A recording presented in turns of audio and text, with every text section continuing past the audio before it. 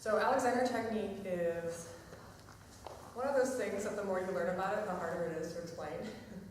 Normally it's taught in a lesson, one-on-one, teacher and student. So these group settings are not the ideal way to teach it. That's a little disclaimer. Really, if you're very interested in it, I do recommend seeking out a teacher and getting some private lessons. So today, this is more of an introduction. There are a lot of concepts and principles and quite a bit of philosophy behind the Alexander technique. And so I'll present some of that today and do a little bit of hands-on as we talk about. So Alexander, shown here, FM Alexander, he was actually born in Tasmania and lived in Australia and actually moved to England and eventually the US. Here he is walking. Nice.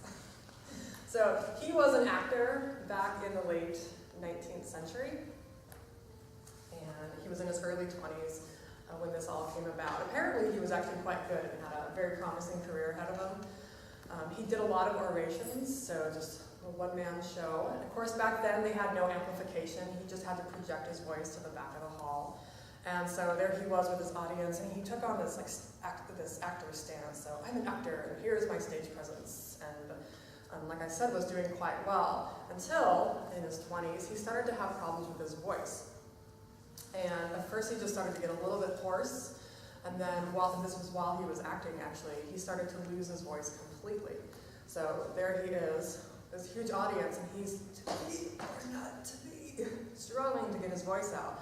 And then, coupled with that, he started taking really loud, gasping breaths. So it would be to be or not to be. That is the question.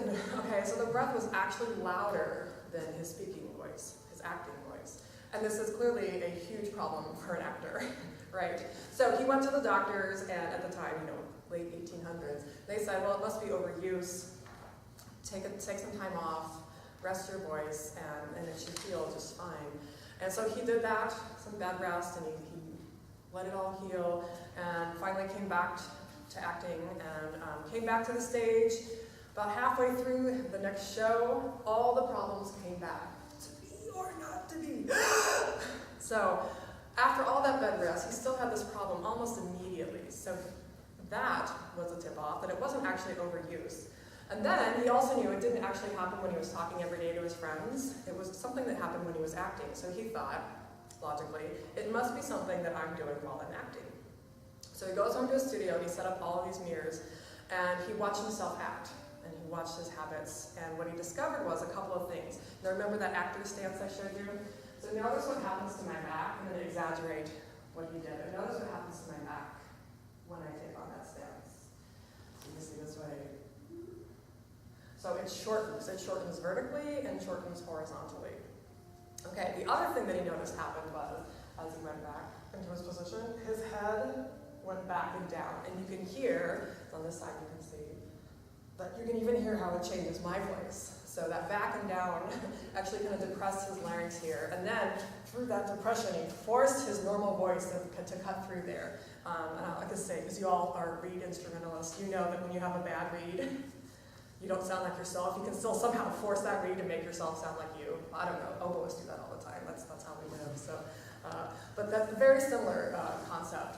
So with that back and down, he thought, well, this is really messing with my voice, so I'm going to not do that anymore. So he thought, okay, don't go back and down. It went to act, and then back and down again. He thought, okay, not doing it didn't help me, so what if I actually do the opposite? I'm going to put my head forward and up, and I'm going to leave it right there. So he did that, went to act, and all the way back. The habit was so ingrained that not doing it and then doing the opposite actually made it happen again.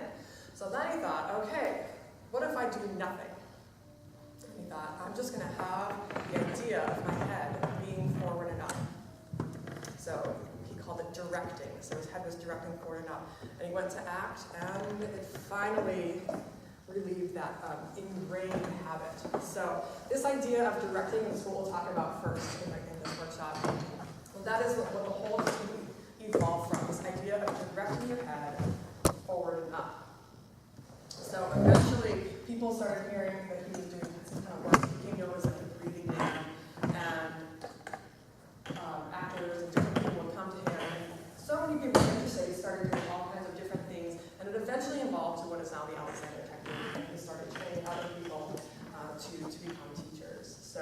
that is how it all started with Alexander.